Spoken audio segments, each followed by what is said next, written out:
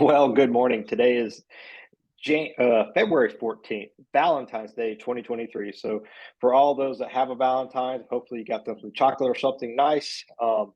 Remember, the law of separation is not a good law to practice on Valentine's Day. If you have someone in your life, it can get you in trouble.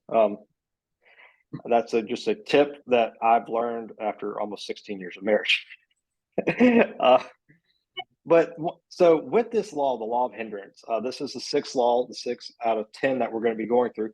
And this particular law here, I think with if you listen to it, if you read it, it actually goes right back to the very first law, the law of the architect. And when we first started this, and you go back and watch the recordings, you've heard me reference an anchor point. And in the law of the architect, and here in the law of hindrance, it says, example, lack of vision. If you're the architect of something and you lack the vision to be able to communicate what that goal is or that vision is, you have an inherent inability to attract people to your vision and to grow your vision. Because we've all discovered, not because of me, but we all discovered that we have the same number of hours every single week that we wake up. I haven't found anyone that gets more hours than me. I found people that sleep more than me, but that's a different story. But if we don't have the ability to know what our vision is, we can't communicate with that to other people, and then inherently we're breaking the laws moving forward, like the law of exchange, law of open cycles, the principle of present, because you're constantly struggling to find that core, that anchor point of what gives you purpose. And again, there's nothing wrong with being a W-2 employee. There's nothing wrong with being a small business owner. There's nothing wrong with being an entrepreneur. But you have to have the vision in what you're doing and be able to share that with people so you can build a team around you. So with that, one of the examples that they gave in this law, and I'm going to refer to this law a little bit more about the text in it, so hopefully you go back and look at it. But this law, when Philip and I first met, there was a young lady that was with us, and she was military, just like Ryan was military. And I did not serve, but I have a morning routine. So every morning I get up and I make my bed. Even at a hotel, I make my bed. And it's just one of those things. And it's not because I served in the military, but it is because of a military officer that we might have seen on social media. He says, make your bed. Because if you have a bad day, at least you come back to a made bed. So that's one of the things for me. I actually got the book. I haven't read it yet. I bought it first week of January, but I haven't read it yet. But when we were able to create a routine or something in the morning, and they talk about this in the law, the first hour of the day. And I want to think of that. The first hour of the day is how your day is going to go forward. If you're disorganized, if you're flustered, most of your day is going to go that unless there's a fundamental shift. But in that same thing, it also goes back. If you're not the architect and if you don't know what your vision is, you're constantly looking, searching, and trying to find the right words, the right perspective, the right vision to cast to the people sitting across from you when you're trying to create a law of exchange. So with this here, it's, as the law says, the law of hindrance. It's going to create a barrier. It's going to create a hurdle that's going to allow you to not move forward. You may want to move forward, but it's going to hit you square in the face that it's hard to do. It's hard to find more hours in the day when you're not able to cast that vision out and get other people to buy in. In the laws, some of the other laws that we will go through is the law of the straight line. I did actually. Is that one open? Yes, law of straight line. But we have to find these different aspects to allow us to move forward. So when you look at your anchor point, what is the anchor point of? And the reason that I alluded to Philip being, I was happy that he was on this call today, is because like when I hear Philip talk, Philip is very, very articulate and very passionate about what he talks about. And I've heard him give his uh, story multiple times on the Bellwether call about what he does and things like that. We're not going to get into that today, but I encourage you to listen to Philip because he lays out a clear, concise message. And if you like it, you're going to buy in. But there is no, I'm not sure what he's trying to do. You know what Philip's trying to do. And that's what we're all looking for is clarity within our vision. So I think it's very, very critical for us to identify that. And I think for me, as I've alluded to, is like my vision has stayed the same in my own head, but how I articulate it, and that's due to the education that I've been given within the Alliance. And the education I've been given by being able to spend time with everyone on this call, people I've had other calls with. Yesterday I was very blessed. I got to spend about 2 hours on the phone with some brand new uh, Bellwether members I'd never met before. Not that they're brand new to Alliance, but maybe a less than a year. I never got to meet them, and it's just one of those connections that we all get. But it is absolutely amazing to gain perspective. But as I've laid out the vision, or not the vision, the reference point within these laws is, think of a dream catcher. And the law of the architect is that outer ring. The law of open cycle is pulling one thread over to the other side, and you have law of open cycles. So we're creating this dream catcher and we're running through life. And I keep referring to this because if you look at a dream catcher and next time you see one, you're going to see a lot of open space. So that's the filter that you're running through life. And there's a lot of things that are just going to pass through, and that's perfectly fine. But there are things that you're going to, if you're in tune with the laws, if you're in tune with your vision, and you're in tune with your people, you can capture things that are going to help give you momentum and purpose that are going to create generational wealth. And generational wealth is different for everyone. So I'm not going to say it's a 7-figure, 8-figure, 10-figure, could be a 5-figure. I don't know. It's for you to decide. Only you know what that generational wealth looks like for you and the impact that you need for that. So that for me is kind of what the law of hindrance really sets that, again, going back to the anchor point, and like, what are stopping us from moving through our day and going to create unsteady waters. We all see, water and it's somewhat calming, but if you see a storm, you're like, I don't want to go on that. But if it's a lake and it looks like glass, you're like, man, I want to be on that. Or you hear the waves crashing, just a slow lapping of the waves on the shoreline. You're like, it's refreshing. It's soothing. But if you've got this constant turmoil, you're like, I don't want to be about that. And that's the way, if we're not clear with our vision, people are going to see that. They're like, I like the person, but I don't want to be involved in what they're doing. It's because I don't need extra turmoil in my life. And again, when you're trying to get people to provide time for you, it's hard to do. One of the other things and there's never a bad time to start. You could start today, you could start tomorrow, but there's never a bad time to start, is because in creating a routine or creating that message, sets up time with someone, a mentor, a colleague, a friend, to convey that. And sometimes doing it with a friend is because they like you, but they don't know what you do. I have a lot of friends that say that to me. They're like, we don't know how you sustain life. We don't know how you pay your bills. But by having someone that you can bounce ideas off of and create a habit, because again, in this law that reference, a habit can be formed in 66 days. So it says 5 times a year you can create 5 new habits in a year. But you have to start with day one. And it's funny, as I've alluded to in these calls, is I'm not the best public speaker, but this gives me practice to help share my message and my perspective. Again, it's my perspective on the laws and how they connect.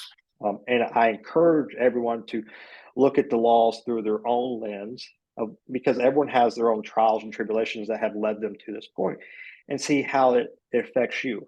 But when you hear other people's perspectives, it gives hopefully a little bit better clarity where you're like, oh my God, they were just absolutely wrong. And I may be. I'm not saying I'm 100% right, but it gives you the clarity to say, all right, well, how am I looking at things? And that's a good place to be by having communications. And again, for 10 weeks, we're spending an hour a week, going over these laws and seeing how they're creating that framework for us and how to create that filter running through life and letting things just be. But, knowing what the laws entail. One of the other things that I thought was very, very good in this, and it goes right to, was the law of open cycles in the law of exchange. So it talks about, gives the analogy of a man who builds a business and he wants to hire a team, but he can't get the results he's wanting. So he's like, well, I'm just the best salesperson. I'm just going to do it. So what are you doing? You're creating a barrier. You're creating a cage that you have to work within because you're not conveying your message. And again, no one is going to be 100% representation of Matt Russell. I might find someone that can represent me 50, 60, 70%. But for those that have been in the Alliance a while and have heard Dan talk, he talked about, gems. We might all view ourselves as diamonds, but when we're going through life and we're trying to find people to do stuff with, you're like, well, I need to find another diamond. But, last time I checked, sapphires and rubies and emeralds, they still have value. They're not as precious of a gem as a diamond, but they have value. So we have to allow that value to come through and really create that masterpiece of the vision that we are trying to build. And within that, you have to see the valuation of each person that you're creating this exchange with, so you can close down cycles that you shouldn't be focusing on, like cleaning the toilets or sweeping the warehouse or whatever it may be. I know Mary, she's mentioned baking cakes. She more loves the design of it, but the actual baking process, it's she'd rather farm that out. But so in doing these different things, if you know what those things are, you can communicate that. You can create these patterns that allow you to free up 5-10 hours a week, because again, you want to have congruency with other people in that team so you can move forward. And again, as we talked about I referenced last week in the recording, the law of separation is when you create that law of open cycles, you have to say, all right, well, I'm closing cycles because I have a fair exchange, but this law of separation, I have to really allow this gem, this person to shine and bring their own thoughts and insights into it, because my thoughts and insights are only my perspectives. And if we were to all, stop the call right now and just do a deep dive on everyone's business, we're all going to have insights. And some of the insights are like, well, that's just kind of rude or inappropriate, but it's due to someone's perspective. And if one person is thinking it, if you haven't talked with the entire populace of the world, there's other people that are probably thinking the exact same thing. And how do you get those people that think that way to see the value in what you're trying to present? And that is a good thing that we have to look at to, again, move forward and to stop allowing our fears to predicate how we do business, how we create partnerships. So that's a lot to unpack. I know I've rambled on probably for about 15 minutes here. But as always, I want to kind of open this up and get your thoughts, your perspectives on how the law of hindrance shows up for you in your current situation, or even if we go back and look at how it ties in with one of the first 5 laws that we've gone through. So anybody want to chime in?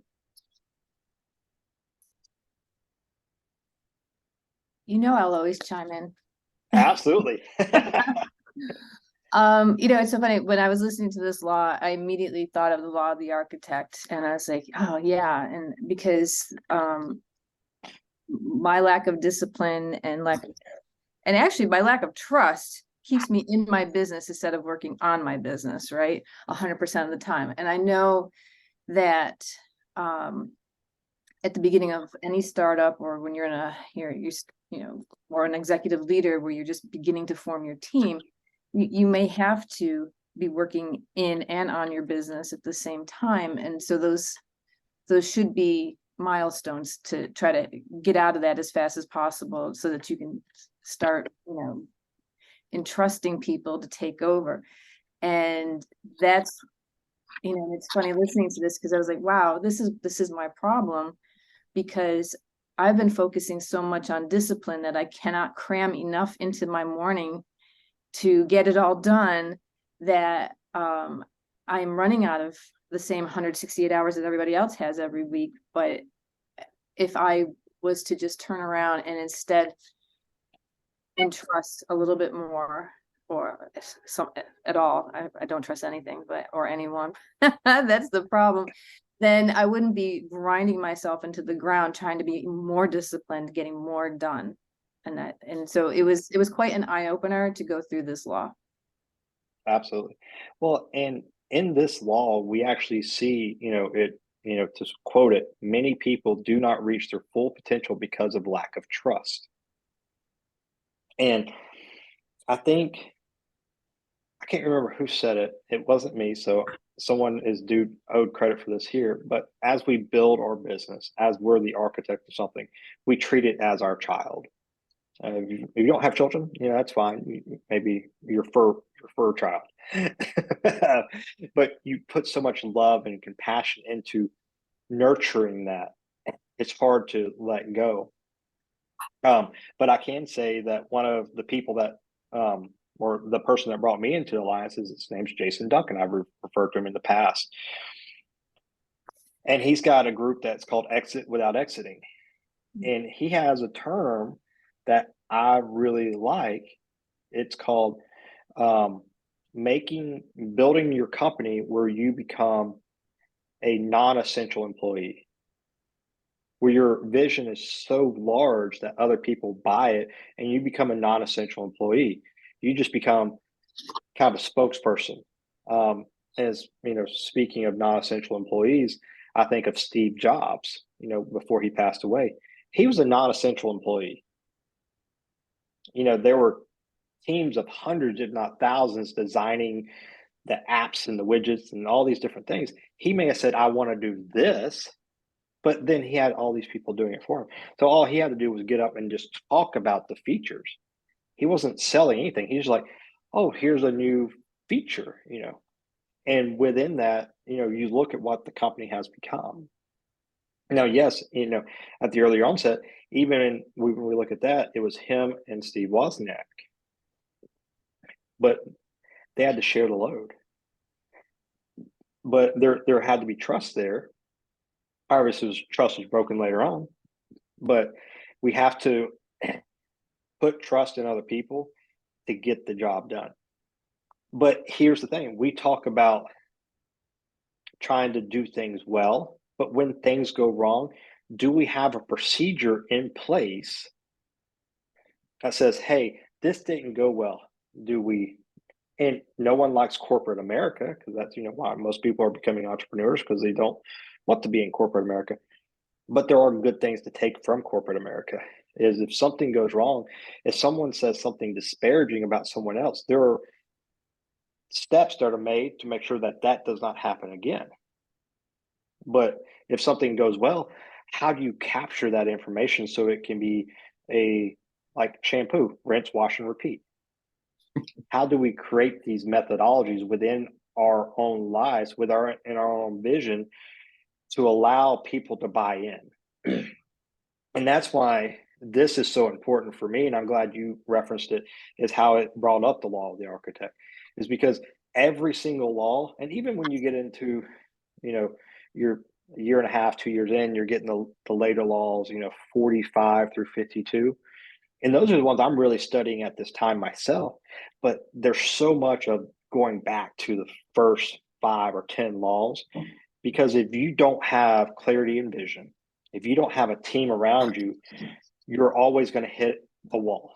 There's going to be a limitation that you cannot go past unless you build your team. And the only way you can build your team is either shell out a lot of money, but if you don't have clear communication of what your vision is, they're kind of running around. So you're wasting money. And you might think it's a fair exchange. They might think it's a fair exchange. But when you look at it at a holistic level, at a 30,000 foot view, it's a lot of waste. So we have to be proficient at creating an SOP on how we're going to measure things that are good and also how we measure things that are bad.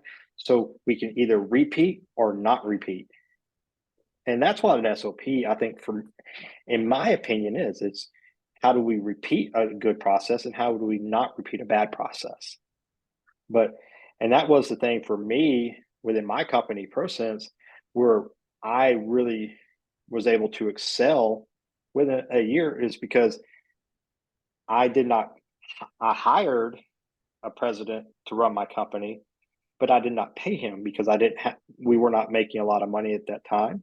So I created a fair exchange and I said, why did I give you equity in the company? And because of his belief in me and my belief in him and our partnership,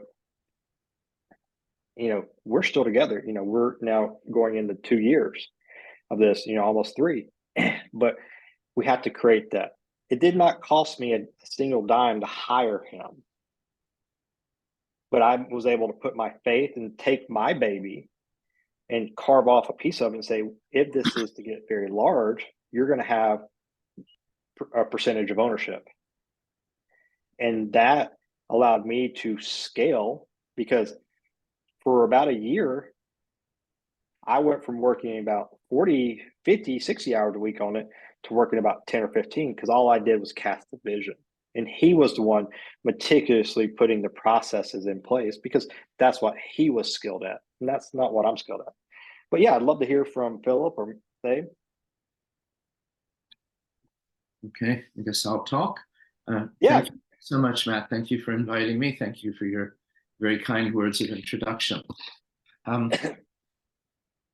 I have various ventures that some people may know about. I actually just launched a new venture with Darren Vega called IGIC Worldwide. It's Integrity Global Intake Center. We just started it on 14 days ago, on February 1st.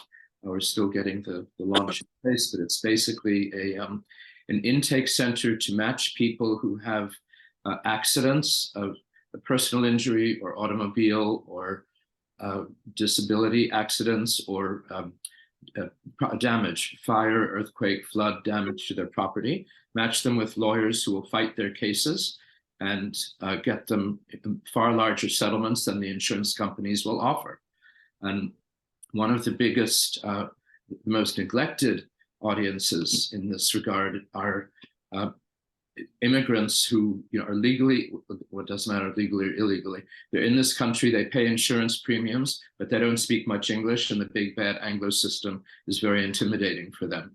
So that's where my role comes in. Darren handles the other pieces of it, the connections and the lawyers and so forth. But my main business is I own a 30-plus-year-old language agency, because 72% of the world out there does not speak English. And there are 41 million Latinos in this country who speak Spanish at home as their primary language. And so our initial target were the Latinos who don't speak English, to ensure that they get the same kind of justice that everyone else would get. So we would do that through interpreting and translating and so forth. My main business, my language agency business, first of all, I have no problem at all with discipline. That I've never been a Boy Scout, I've never been in the military, but I'm very well disciplined, and I always make my bed, and that's never an issue. The issue that I've had to work on is the vulnerability and the trust. And very recently, for about the past 3 weeks or so, I've been letting go more and delegating more to my team. So, for example, whenever we've had quotes for our translation or interpreting requests, I've always reviewed them all, and basically I've even written them up and implemented the quotes, and I'm realizing that takes far too much time to do that. So increasingly I'm letting go of that and delegating that, and letting other people, well, I might look over the prices that we're thinking of or planning, and suggest this should be lower, this should be higher, whatever.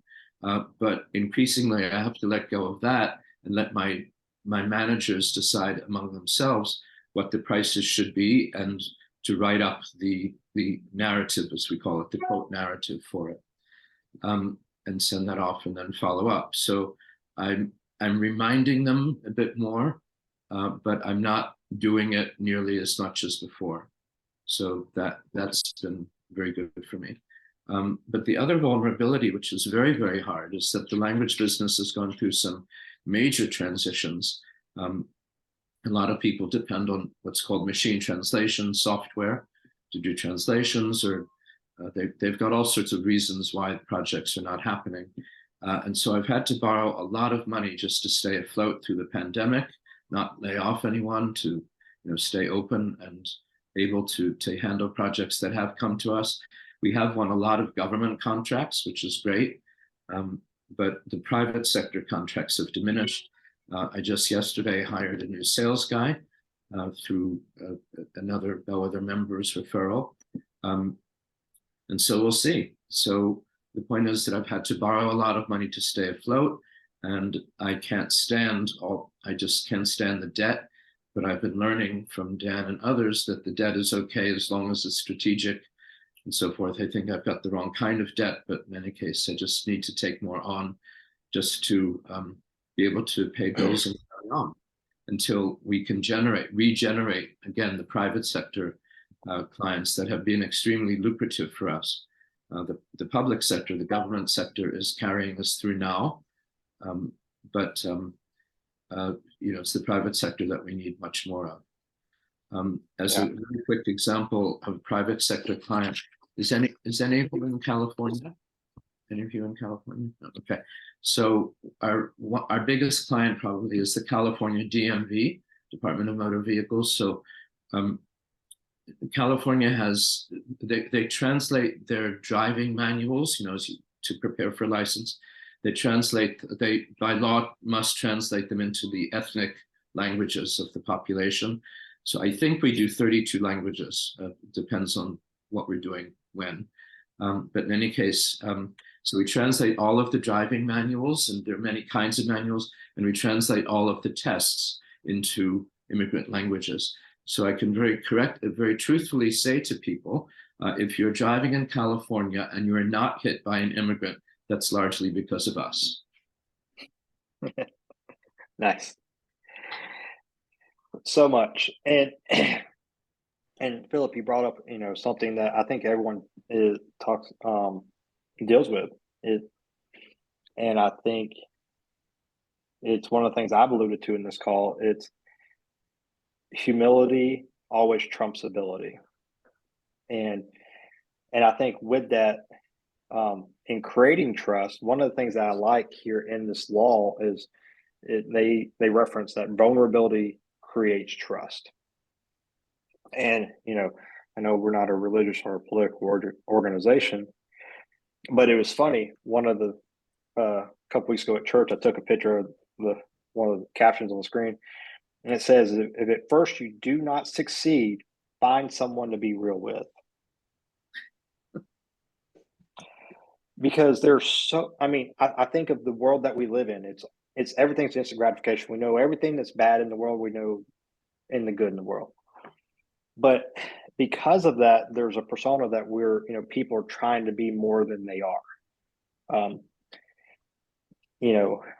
People only take photos of the good stuff. If you look at my Instagram profiles, it's all about race cars and alcohol, but you don't see my struggles in the business or anything else like that. And you think my life is great, and my life is pretty good, but It could always be better, but there's this false persona that a lot of people put on. Not that we are, but if we are experiencing trials, tribulations, or turmoil within our business, someone else has gone through that.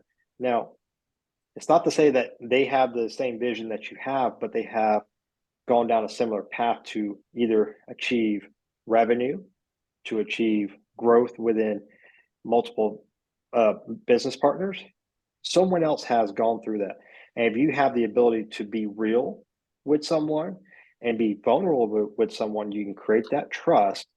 And now, again, I think, to this point, it really lends itself to be the principle of present. Because if we're really living in today, not worrying about our fears from yesterday, and not, panicking about what's coming up on the horizon, but we're real with the people that are in front of us. Say, hey, this is what I'm dealing with. Today's tough. Because of these things, and you don't blame other people. And, because you can't blame people for your failures. You know, everything happens for a reason, but you can't blame other people. But you say these things have occurred, and it's just weighing on me. But if you can be real with someone, that the level of trust, because just the humility to come with someone, or come to someone with that, they're going to be real with you, and that trust is going to be there, and then they're going to be more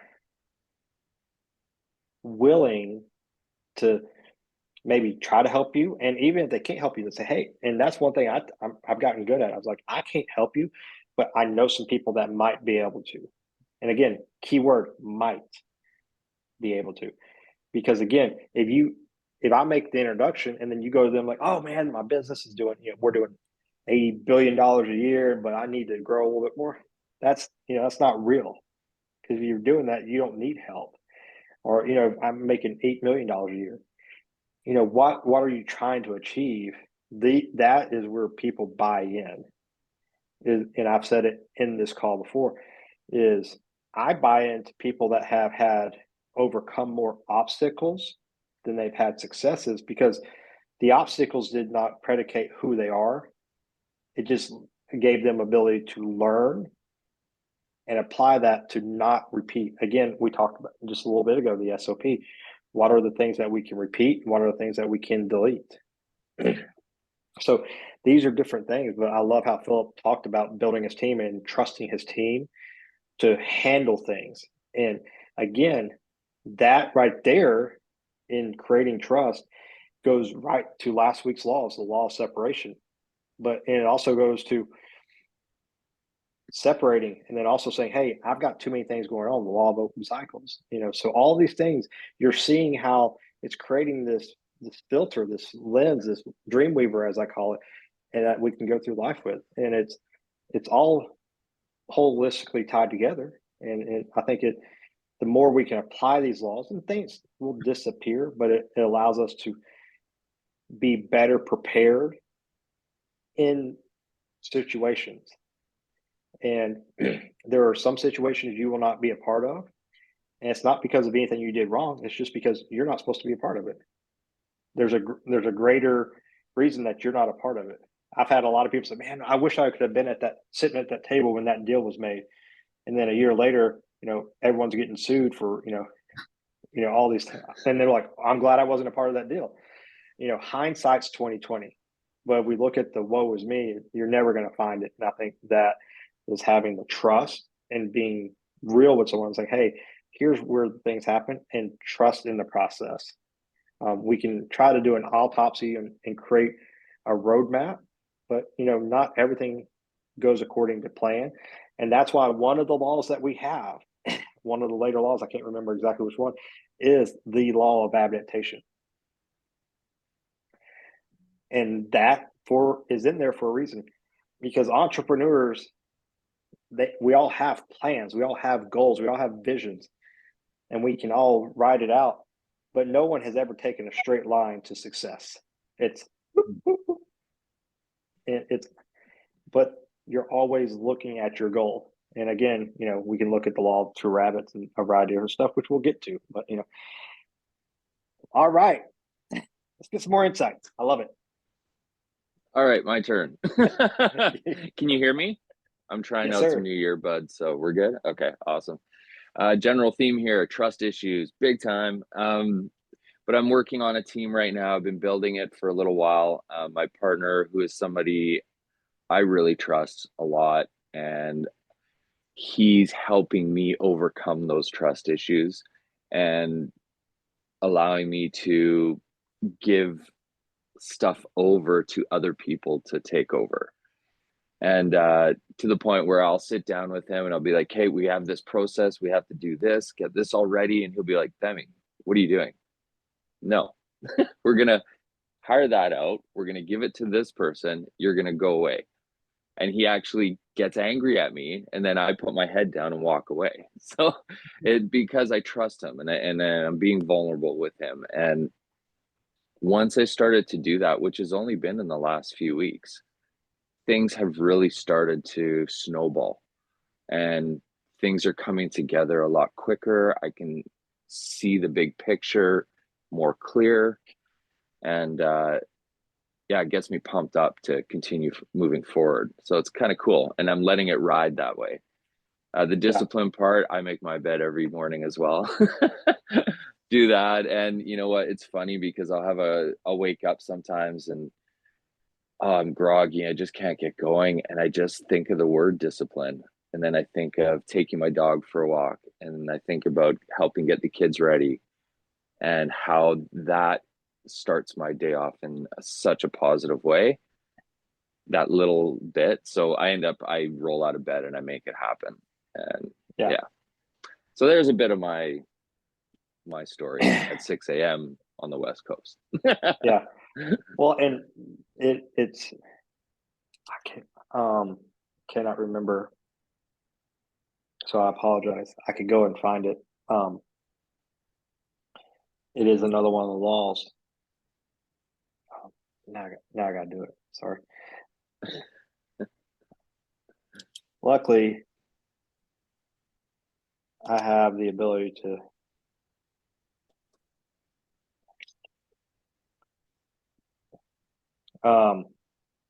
It ties in, Law 41, and some of you may not be there yet, and that's perfectly fine. But it's the success gear principle. And I think for what you were just saying there is, to be successful, we have to be willing to put our feet down and move forward. And we're going to see it next week, the principle of perseverance. And that's why I say W-2 job, small business owner, entrepreneur. Because there are people that will never in this their entire life or will ever be an entrepreneur, but they will make more money and have bigger reach than an entrepreneur will. There's nothing wrong with it. Even in this law here, they reference people that have jobs that, and they retire with 7-8 figures in the bank. And that's, some people would say that's generational wealth. Again, I don't say a number because everyone's different. But when you're able to wake up and say, all right, what am I going to do? I do, like this morning, it was 34 degrees here in hot Atlanta. Getting out of bed this morning was not what I wanted to do. But the first thing I do was put my feet on the ground, put my feet down, and then walk in the bathroom, splashing water on my face, comb my hair. And then it's just one step after another. Don't look at what you got to do at noon.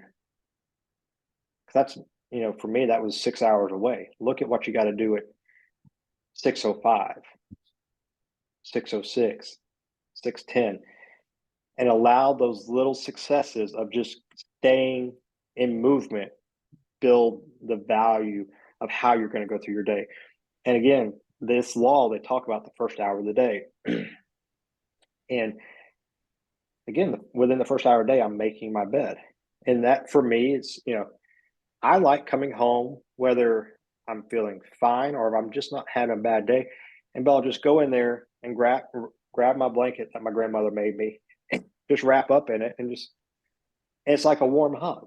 I don't have her here, but it's little things that allow us to find comfort, because we all deal with problems and we all deal with circumstances, but we can all be real with one another and say, hey, I'm having a hard day. And I think within the alliance, we've met enough people and hopefully built enough friendships that we can be real with someone and have a conversation. And when you're able to do that, the breakthroughs that will occur are absolutely phenomenal. And one of the things that, is also said here in the law of hindrance is all people suffer from a lack of trust and a lack of discipline. All people. And it's not saying this personality or this, or this gender or this race. Everybody deals with it. And for those that have been in the alliance for a little while, you might know Aaron Ellis, and he tells a story of his mentor, who was the co-founder of Microsoft, I think it was. Philip, you know better than that. I can't remember. But the guy was worth $1 billion. And Aaron's like, well, hey, and asking the question, he's like, when do you, not be fearful? And the guy goes, I look for it every day. And like Aaron says it, I think better than anyone else I've heard it say. So I'm going to copy him, and, hopefully he'll get maybe 2 or 3 cents in royalties for it. But he wakes up every morning and says, where I'm not free, bring it on. Because that's his lack of trust in himself and his lack of discipline in himself. He's not putting that on anyone else. Where do I still lack trust in myself? Where can I grow individually as a person? And where is my discipline lacking? Those things, when you're able to look for those things, it allows you to get better every day. People go to the gym, and I can't remember I said on this one of the other calls, but people don't go to the gym and go, all right, well, I'm gonna go to the gym for a week, and I'm gonna go from this guy right here, look at these big massive arms, I'm gonna be Arnold Schwarzenegger in a week's time. It's a progress. I love how Bill laughs, because he's met me. I'm not a big guy. But it has to be a progression. And that's what, everything is. It's a progression. We cannot just go 0 to 100 overnight, but we can go 0 to 5, 5 to 6, 6 to 8, and I'm skipping numbers because there is going to be larger areas of growth. But again, if we can map that out and say, hey, there's my vision, and these are steps and goals that I have to get there, it allows you to have motivation. It's like, I've achieved a goal. If your goal every day, like as a salesperson, I want to make 25 outbound calls a day. And some people hate picking up the phone. I enjoy it. So I don't ask people what I can sell them. I ask them what I can do to help, make their life a little bit easier. Is there anything I can help you find today? No? Okay. Man, you have a great day. It's good catching up with you. Thanks for taking my call. It's a process, but over that process, I'm building trust. But when I first started in sales, I hated making outbound calls. So but it is a process to, become a trusted friend, advisor, colleague. Because it was in here. It was in the law, but it talked about trust and how trust is not given, it's earned. So, some people say they give trust, and then you can lose it very quickly. But that's fine till you meet someone that hits on a fear that has predicated you in the past, and you're like, oh, I don't trust this person at all. So maybe because of the color shirt they wear, the type of shoes they wear, the type of phone that they use, the type of car they drive. All these things are lying in our memory somewhere and are saying, trust this, don't trust that. And until we unpack it, it's hard. But that's why you have to say principal president. You have to say in that moment, define trust, be vulnerable, and allow your humility to always surpass your ability. Because people want to work with successful people when they've already earned it or when they already show it. But we could go through and I know Darren Vega very well, phenomenal person. But, because I know him, I would work with him. I would do a JV with him. But if I say Elon Musk, Steve Jobs, mention some Richard Branson's, you're like, yes, I would do a JV with them instantly. Why? Because it's all you're doing it there. You're not looking at the trust you have in them. It's the level of influence they have, which is another thing that we look at in the laws is influence. But this right here, it's, with those people that are in our community now, it's all about, having that level of trust, being real with people, to avoid any unforeseen hindrance that can slow us down in our goals to achieve generational wealth or our goals to achieve our dreams. And some people's dreams, yes. I don't know that I totally agree about trust. It's a major issue with, I think, with everyone. But to me, the ultimate issue is your internal wiring or your programming. Are you a trusting person or are you a suspicious person? And you can learn to be the opposite. And often experiences create the vision, create the reaction. But I think it's ultimately how you go into situations. And if you're naturally suspicious, that's because someone screwed you over at one point, or because you had some negative issues or negative experiences, and so you become much more suspicious and much less trusting. But if you go into situations, just being open and knowing that yes, that it may not work out, or this person may not keep his word, or whatever the case may be. But at least you're going into it sort of being open-mindedly. Yes, absolutely. You're absolutely right. And that, and with that, it's to be real, I have a trust issue with people that wear three-piece suits. I really do. Right. I'll have to remember not to wear one when I next see you. And the reason I have a trust issue with people that wear that is because of movies I've seen and interactions I've had with people that dress for success, but their actions do not follow with that. And it's not to say they're a bad person, but and it's the very first guy I interviewed to be a financial advisor, very sharp guy, very well dressed, very well spoken.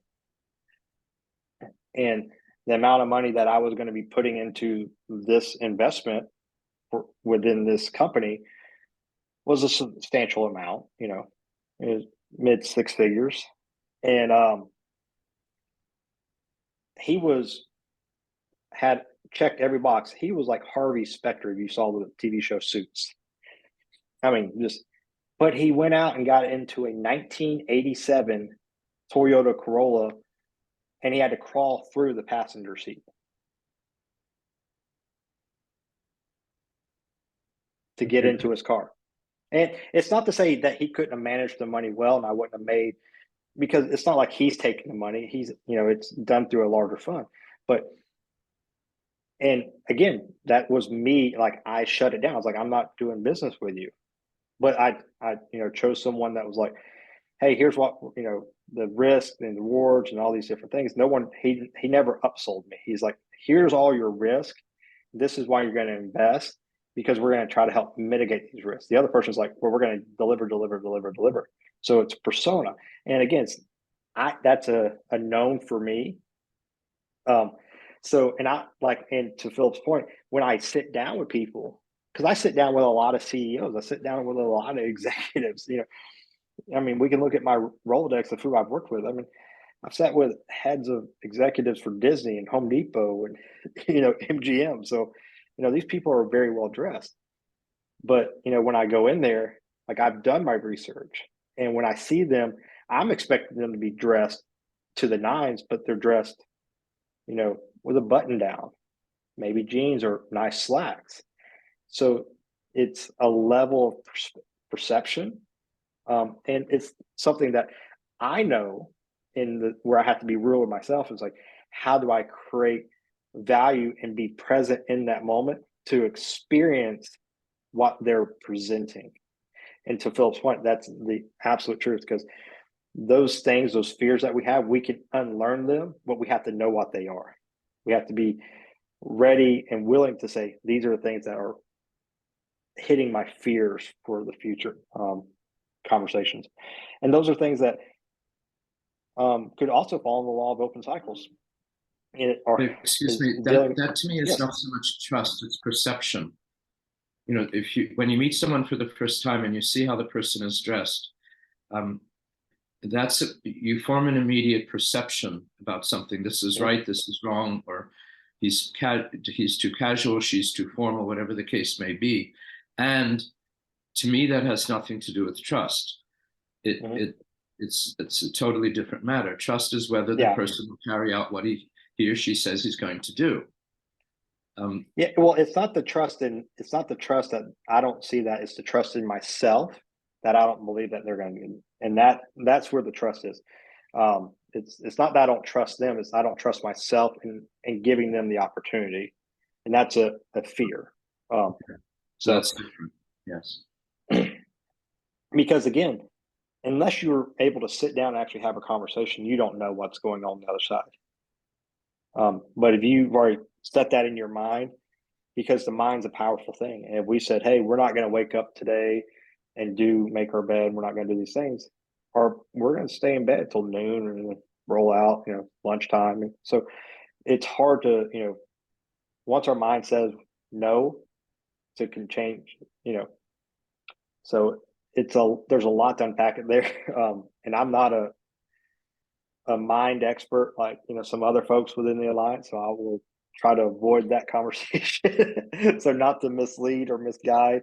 But, hopefully this conversation is given perspective on how the law of hindrance, at law 6 and is even, 5 laws in, 6 laws in, is tying back into the first. We got to formulate our vision, build that team, and build trust.